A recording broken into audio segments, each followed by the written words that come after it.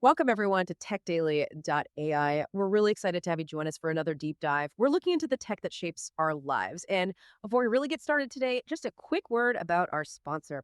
This deep dive is proudly brought to you by Stonefly. They're your trusted solution provider, advisor, too, in things like enterprise storage, backup disaster recovery, also hyperconverged VMware, Hyper-V, Proxmox clusters, AI servers, SA365, which is a turnkey security appliance, and they handle both public and private cloud solutions. I mean, they're really at the cutting edge, making sure your digital infrastructure is solid and secure. To find out more, explore everything they offer, make sure to check out stonefly.com.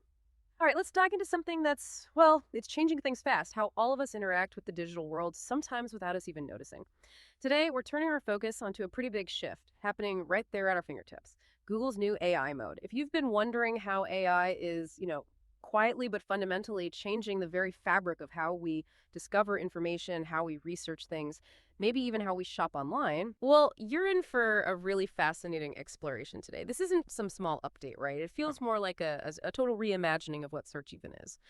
Yeah, it really is. And what's truly fascinating here is just the sheer speed, how quickly the landscape of information access is evolving. We're definitely moving beyond just typing keywords. We're stepping into something more conversational, more intuitive, but also undeniably more complex under the hood. So this deep dive will help you understand not just what Google's AI mode is, but maybe more importantly, why it matters for your daily information gathering. We'll look at the subtle ways it's maybe reshaping how we think during research and what the big implications are for the future, for online interaction, for knowledge itself. Okay, so for those of us, myself included, who've spent decades, living and breathing traditional search type keywords, scan blue links, what exactly is this AI mode? How fundamentally different is it from that search bar we've all kind of grown up with? What's the core change here? That's the perfect place to start because it's a bigger shift, a bigger paradigm shift than I think many people realize at first glance. Traditionally, like you said, you type in a few keywords, Google gives you back a list of websites. It's kind of like walking into this enormous library asking for books on plants, Hmm. right? And the librarian just points you to a whole section. Then you have to pull out each book, flip through it, piece together the specific thing you need, like which plant works in shade and dry soil, or Mm. how do I identify this specific fern. You're doing all that heavy lifting, the synthesis part. Right, the connecting of the dots is on you. Exactly. AI mode, on the other hand, it's really designed for what are called long-tail queries. These aren't just one or two words anymore. We're talking about longer questions, much more complex ones, or maybe highly nuanced things you're trying to figure out. Things that before would have meant stringing together multiple searches, trying half a dozen keyword combos, jumping from page to page, trying to piece together these little fragments of info from all over just to get a complete picture. AI mode basically aims to cut out that fragmented journey. So it's more about asking a full natural question, like you'd ask a person, and getting a complete answer back, rather than trying to guess what keywords Google wants. That sounds like it takes a huge cognitive load off the user. Can you give us a feel for the kind of complex questions it's really built for? Oh, absolutely. Think about your real-world information needs, right? Mm. You might not just be looking for plants. You might be trying to find, specifically, what are the best plants for a shaded area that are also drought-tolerant and safe for my cat? See? Multiple conditions. Okay, yeah, that's way more specific. Or maybe you're planning a trip, something unique. You might ask, what lesser-known historical spots in Seville are easy to get to by bus and have good tapas bars nearby? And maybe even, when's the best time to go to avoid the big crowds? These are exactly the kinds of complex, multifaceted questions that traditional search often struggles with. Giving you a comprehensive answer in just one go, you'd probably find yourself with 5, 6, 10 tabs open, trying to combine info from different blogs, official sites, maybe review sites, and you're still not quite sure if you've got it all. Mm-hmm. The classic tab nightmare. Right. AI mode steps in to do that synthesis for you. Instead of just giving you a list of sources and saying, okay, good luck, it tries to understand your full intent, your whole question. And then it gives you a direct summarized answer, drawing information from various points across the web. It's a really fundamental shift in how information gets accessed and, crucially, how it's presented back to you. So it's not just a prettier search box, it's genuinely changing the interaction itself from like data retrieval to more of a conversation, an integrated knowledge thing. Precisely. Yeah. Yeah, that's a great way to put it. To stretch that library analogy a bit more, Mm-hmm. it's less like the librarian just pointing to the shelves. It's more like having a chat with an incredibly well-read research assistant, someone who doesn't just list sources but actually tells you what those sources say, combining insights from lots of different places. And this capability, it's powered by a pretty sophisticated AI model working behind the scenes. And what's driving that? What's under the hood? Well, it's not just any AI. It's powered by a custom-tuned version of Google's advanced large language model, Gemini, specifically Gemini 2.5. And this is important because Gemini 2.5 isn't just about understanding text.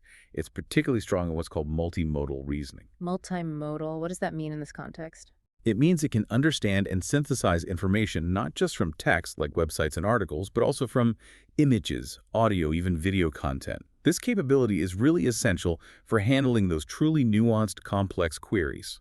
Questions that might require pulling together diverse elements from across the web to form a really complete answer. It gives the AI a much, much richer understanding of the web's content. Wow, that multimodal part sounds like a potential game changer, especially for questions that aren't just about text. But how does Gemini manage it? How does it take a really complicated question, maybe one that spans several topics, and then give you back such a concise, coherent answer? Without you even seeing all the complicated stuff underneath, it almost feels like, well, magic. Huh. It's not quite magic, but it is an incredibly clever Yeah. and computationally intensive process. It uses this technique they call query fan out. Mm-hmm. Now, what this means is your single complex question like the one about Seville landmarks, tapas, transport, and crowds gets secretly broken down into many, many smaller, more manageable parts by the AI. So internally, it might be running dozens, maybe even hundreds of subqueries. Things like historical landmarks, Seville public transport, tapas bars near historical sites, Seville, weather, Seville best tourist times, crowd level, Seville by month, and on and on. And I, as the user, I don't see any of that happening. Nope, not at all. It's all happening behind the curtain, completely transparently to you. What you receive is the final product, that comprehensive, synthesized result. It pulls together the relevant facts, the key insights from all those hidden subqueries, give you one streamlined answer. And this is why early testers are already asking queries that are like 2 or 3 times longer than their old keyword searches. Because they realize they can just unload the complexity onto the AI. Exactly. They're realizing they can throw their toughest questions at it, trusting it to do that complex, multi-step research for them.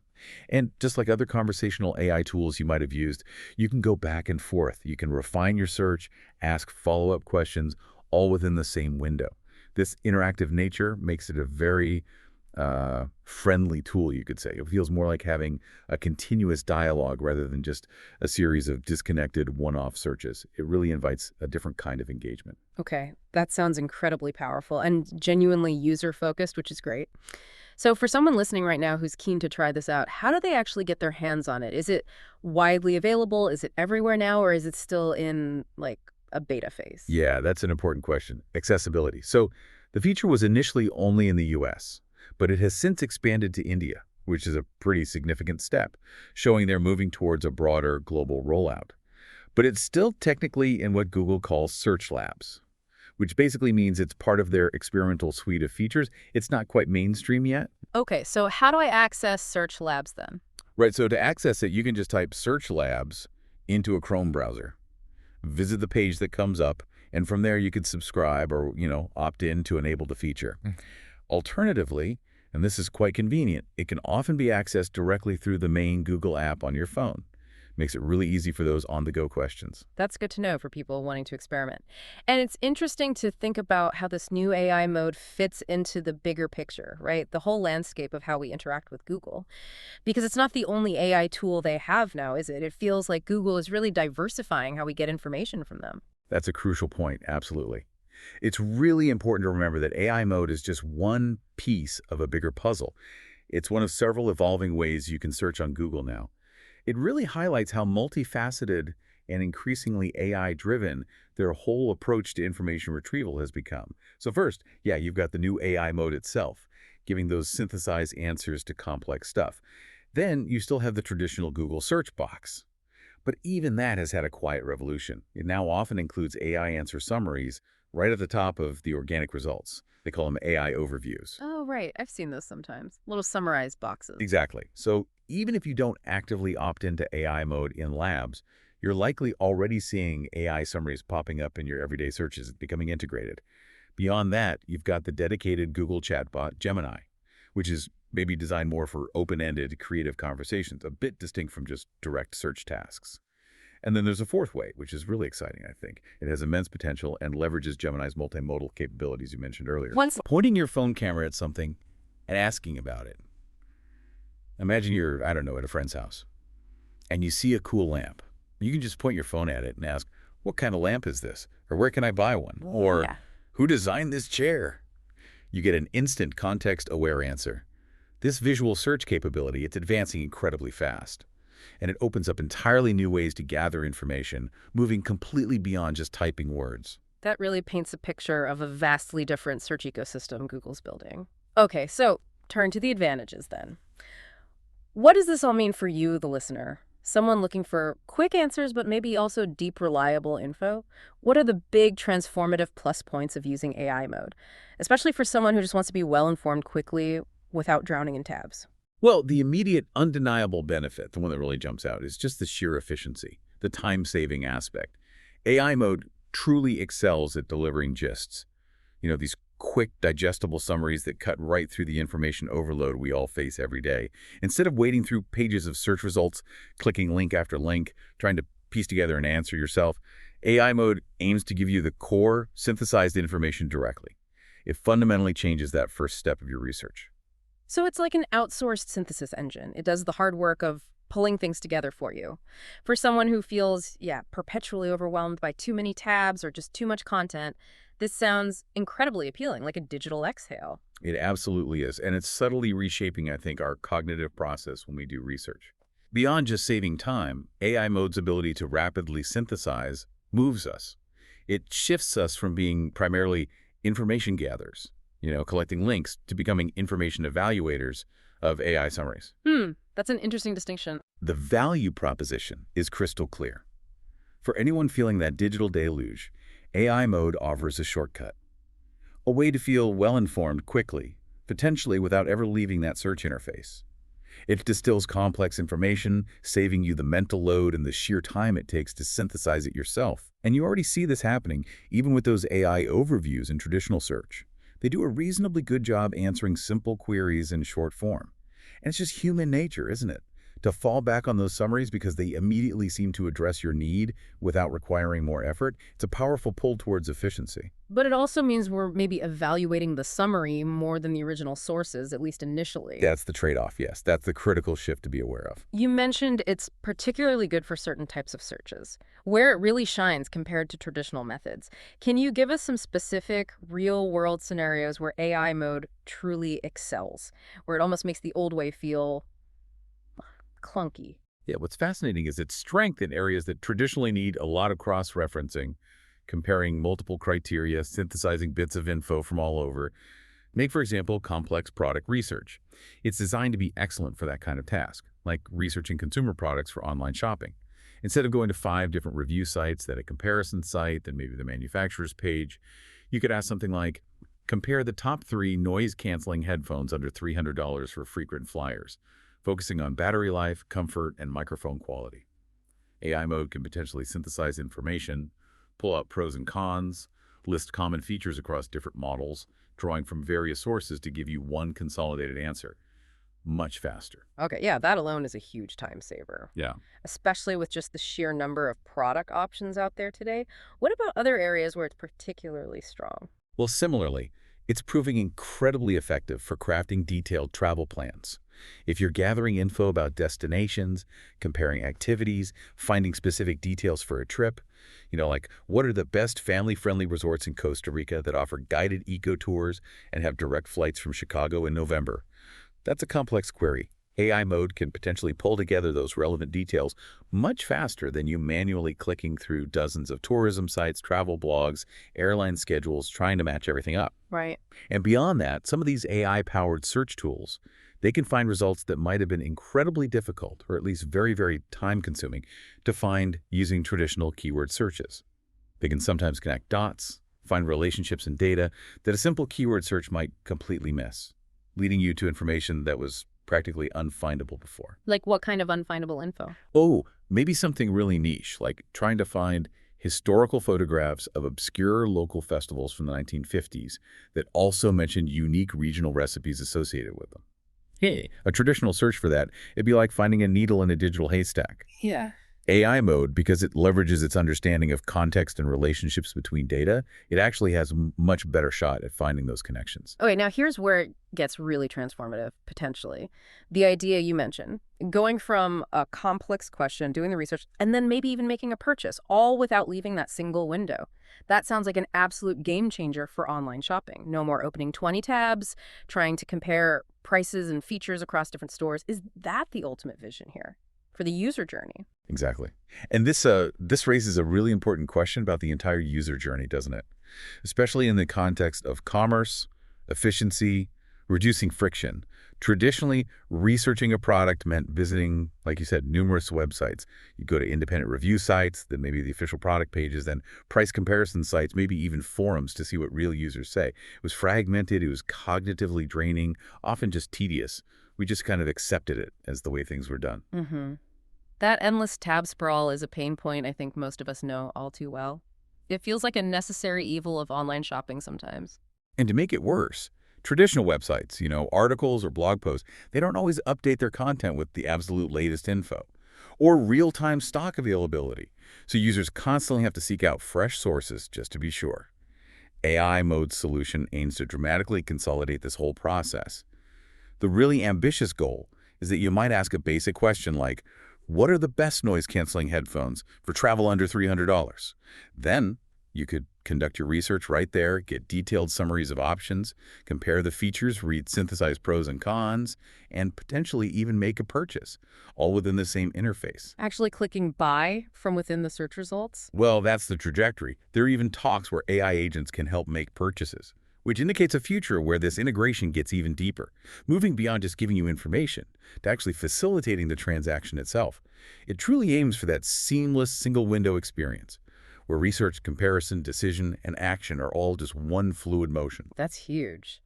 And zooming out a bit, this shift must have pretty significant implications for businesses too, right? For brands?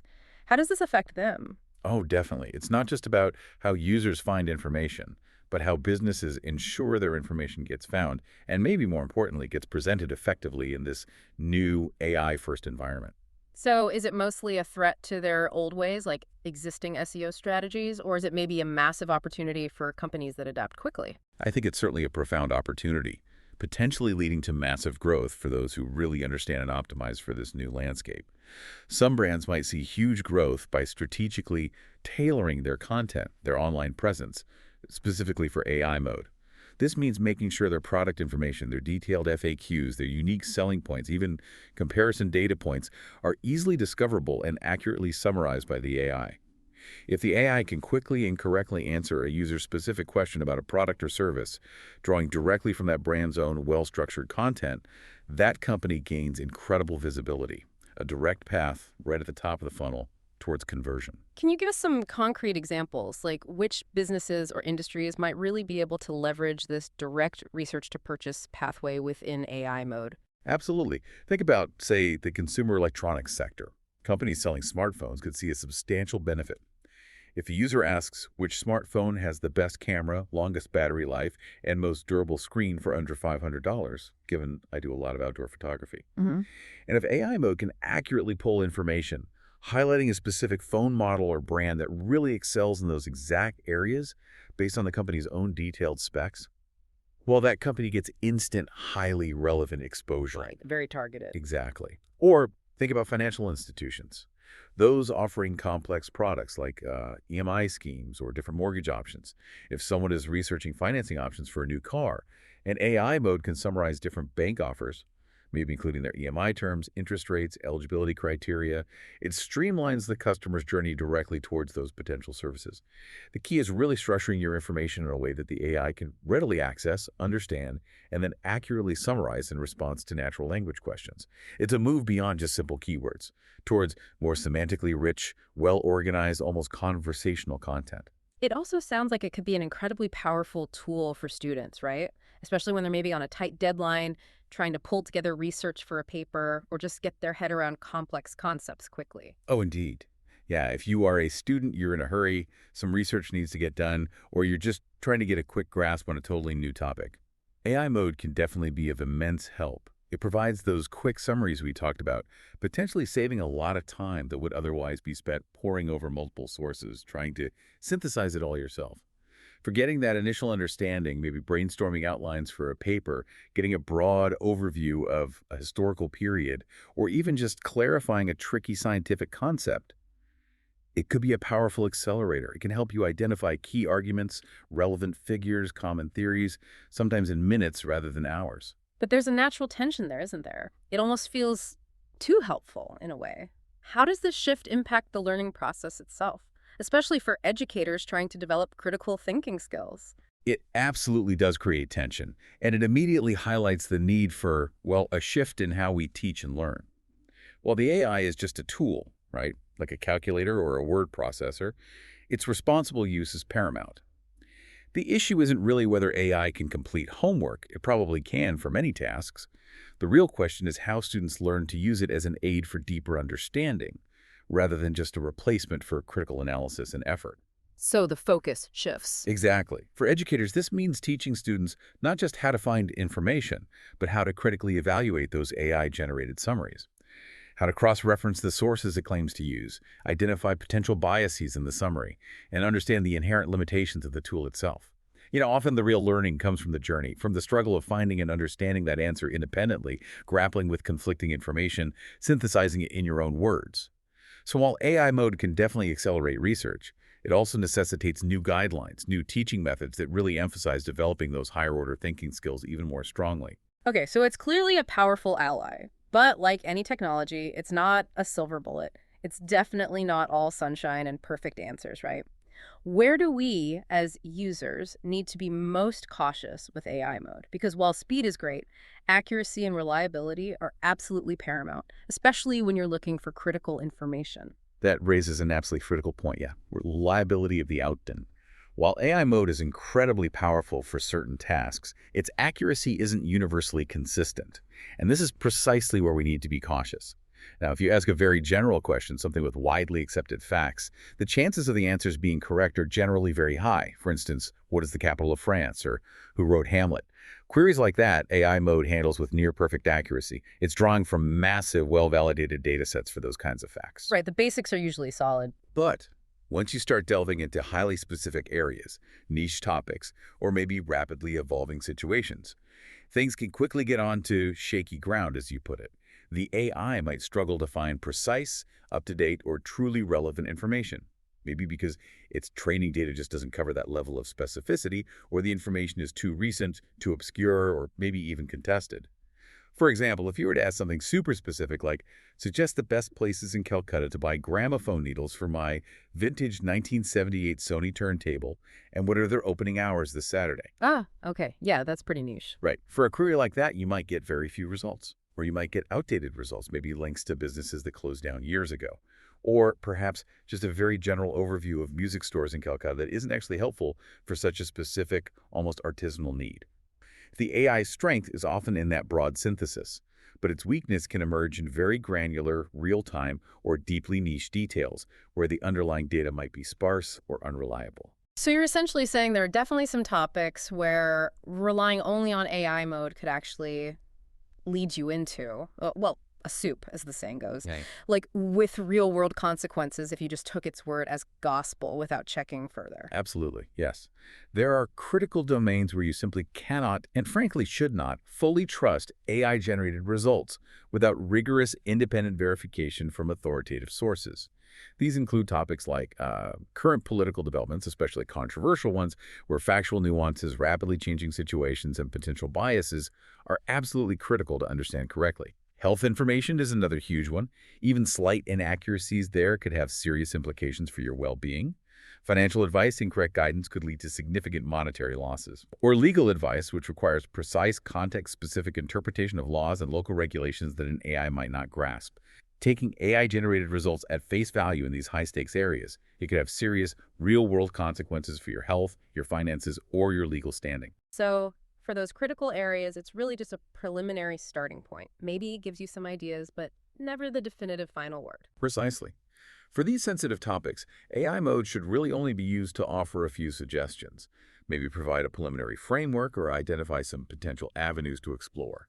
It might give you a general overview or some initial leads to follow up on, but then you must thoroughly explore and verify that information yourself, using trusted, human-vetted authoritative sources. Always cross-reference. Go to official government websites, look for peer-reviewed medical journals, consult certified financial advisors, talk to qualified legal professionals. The AI offers speed and convenience. Human expertise, critical verification, and professional consultation provide the accuracy and safety you need in those domains. It's about augmenting your intelligence, right? Not replacing your judgment. And another crucial point of caution, which is deeply connected to accuracy, concerns the transparency and the quality of the sources the AI uses to back up its answers. This immediately becomes a matter of trust. Now, while reference points, links are typically shown often on the right side of the AI-generated answer, the number of links provided is often quite limited. Unlike a traditional search result page where you might see, 10, 20, maybe even more links, here you usually get a much smaller, curated set of sources that the AI has chosen. And are these sources always, reputable? Or ones that a user would typically recognize and implicitly trust? Because if I don't recognize the site it's pointing to, it's pretty hard to gauge its credibility, isn't it? That's precisely the challenge, and it subtly shifts the burden of vetting those sources onto the user, but in a less transparent way than before. Right. Furthermore, many of the links provided, even if they are referenced in the AI answer, Yeah. are not always from sources that users are familiar with or would implicitly trust as authoritative.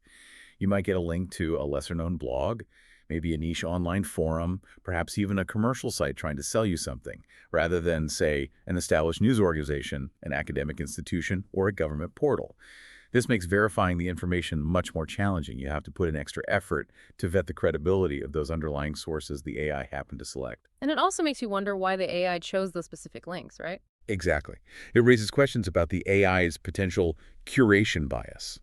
What criteria is it using to select these few links? Is it purely based on relevance as the AI understands it?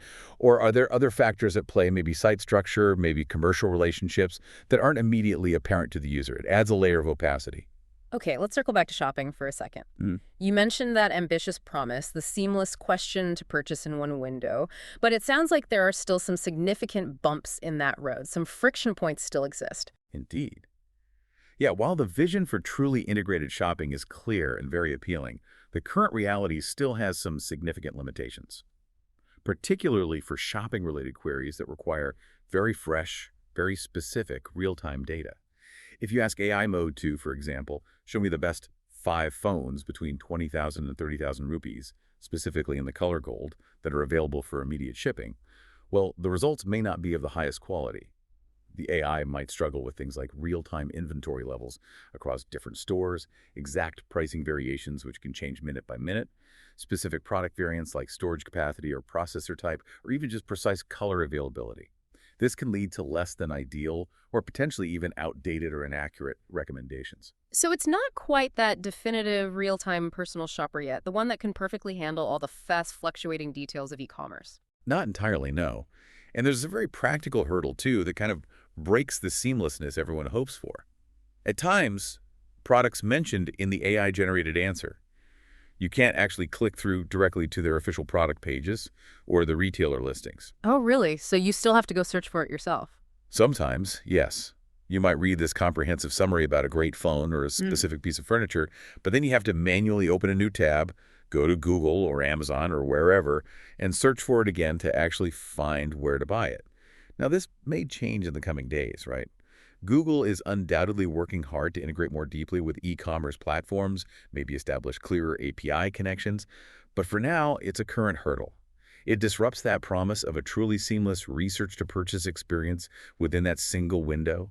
It introduces friction right where the goal is to be frictionless, undermining some of the core convenience it's trying to deliver. Okay, so despite the undeniable speed, the convenience of AI mode, it really sounds like traditional organic search results. Those familiar blue links below the AI overviews, they still have a crucial and enduring place, especially when you need depth and reliability.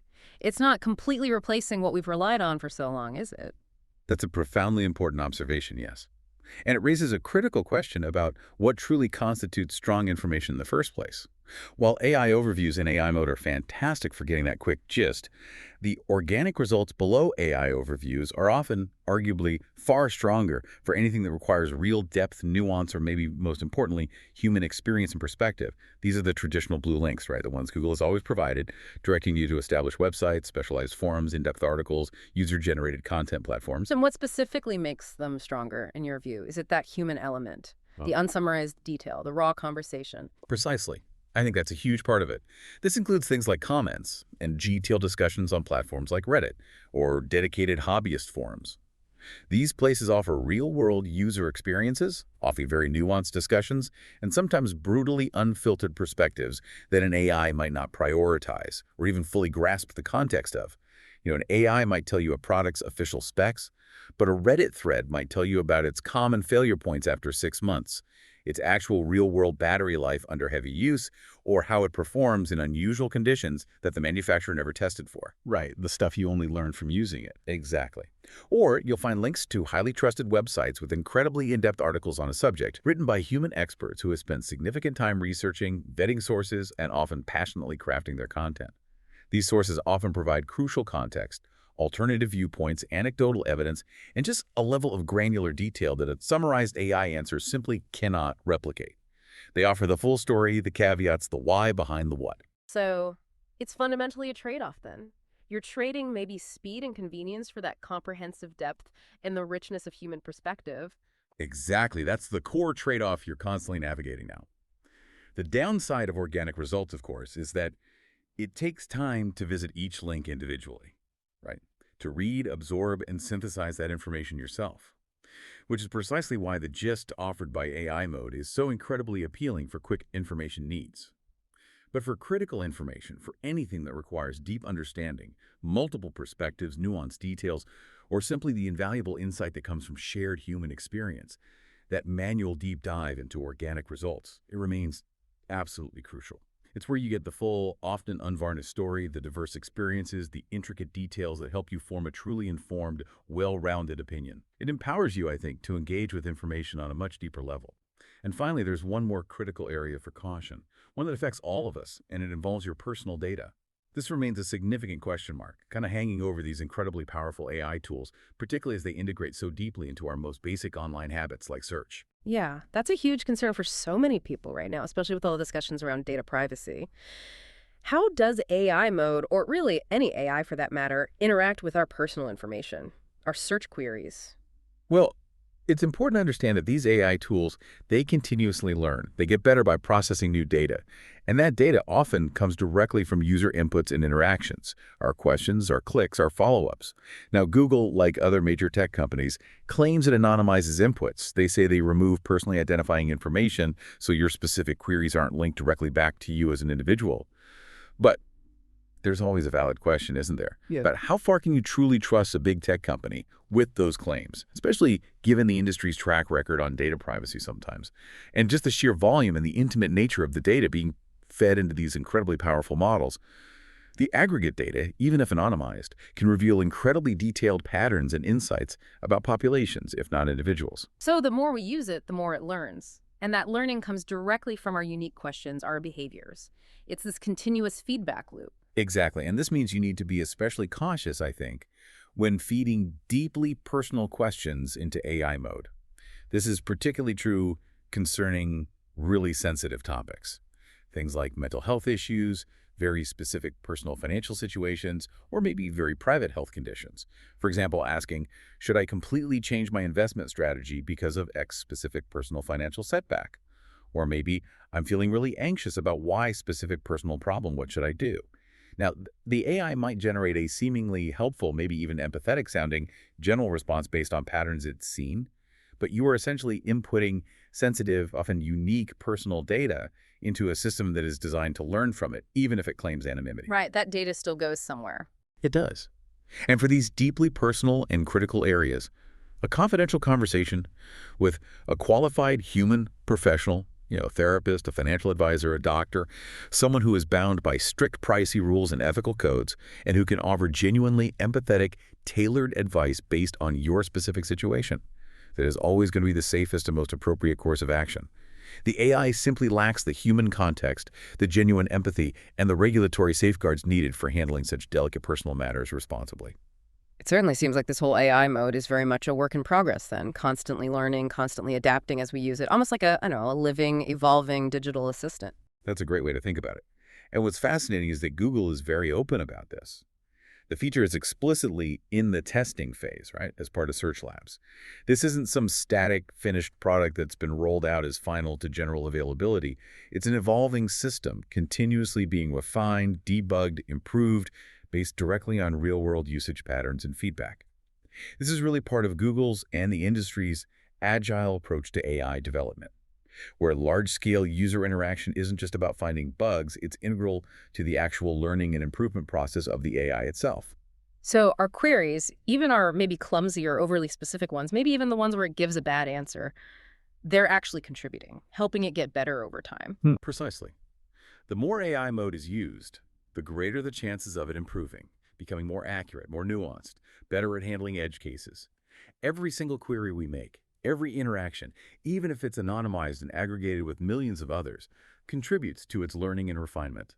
This massive feedback loop helps the AI understand nuances better, identify common patterns hidden within complex questions, learn how to handle ambiguity, and ultimately provide more accurate and relevant summaries in the future. It's like a vast collective global training exercise, isn't it? Where millions of users are, often inadvertently, teaching the AI to be more effective and versatile just by using it. It's a truly dynamic system. And stepping back again to consider the broader implications. The introduction, the ongoing evolution of AI mode, it fundamentally changes our relationship with information itself. It's not just a new tool we can choose to use or ignore, it's a shift in how we understand information, how we consume it, and perhaps even how we trust what we find online. How so? Do you think it'll make us lazier researchers, maybe? Or perhaps more efficient ones? And what does it mean for how we critically engage with the information we encounter every day? Well, it definitely creates a powerful pull, almost an addiction perhaps, to convenience. That human tendency we talked about to fall back on gists, on the quick summaries. It means AI mode will likely become an increasingly popular first stop for information, for a huge range of queries. I mean, for many daily information needs, it's simply faster and more convenient than clicking through multiple links, right? But this will necessitate, I believe, a new kind of media literacy for all of us, a really crucial skill for navigating the digital age effectively. It won't just be about what information to trust in terms of the source's reputation. It'll increasingly be about understanding how that information was generated, what are its inherent limitations as an AI summary, what assumptions might it be making under the hood, and what potential biases might be embedded in its underlying training data or in the way it chooses to present information.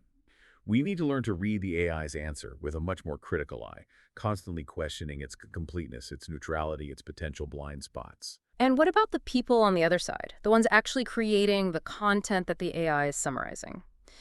This must raise some profound questions for content creators, for publishers, for brands.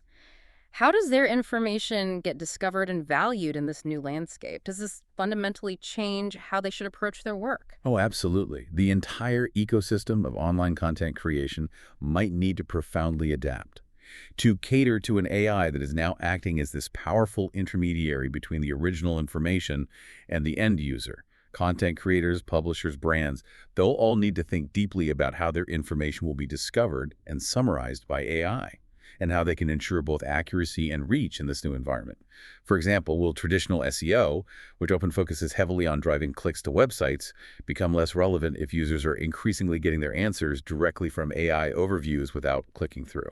That's a big question for many businesses. It is. Will articles need to be structured differently? Perhaps with very clear, concisely stated facts up front. Explicit answers to common questions formatted in a way that an AI can easily extract and repurpose. The emphasis might shift dramatically from keyword density to things like semantic clarity, structured data markup, authority signals that AI models can easily parse and trust.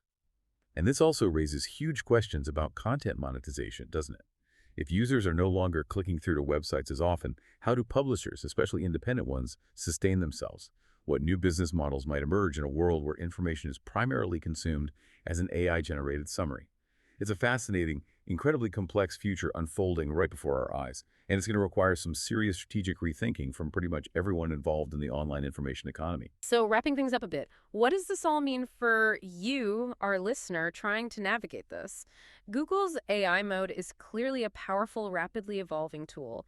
It offers incredible speed, incredible convenience for certain types of queries, especially, it seems, for complex product research, multifaceted travel planning, and just getting those quick, digestible summaries of broad or intricate topics. It's really designed to cut through that digital noise and get you the gist fast, fundamentally altering perhaps your initial approach to finding information. But, and this is a crucial but, it's equally clear that its remarkable strengths are matched by some significant limitations.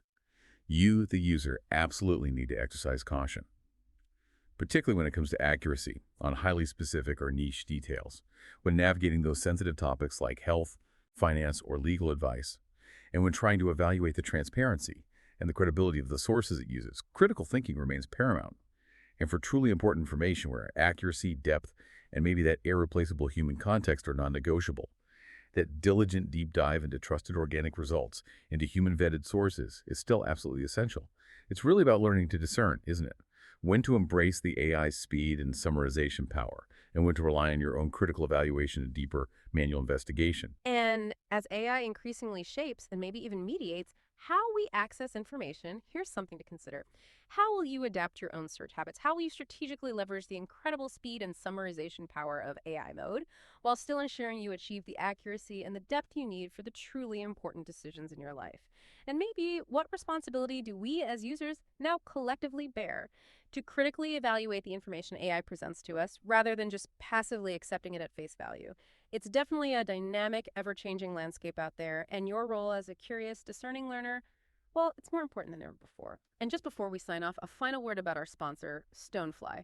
Did you know Stonefly offers a 100 TB immutable and air-gapped SSO NAS for just $8,995? That's an incredible solution if you're looking for secure, robust, and cost-effective data storage. It provides a level of resilience, that immutability, and air-gapping that's increasingly critical in today's digital world. So $8,995 for 100 TB secure storage, that's a really compelling offer for enterprise-grade security. Check them out at stonefly.com.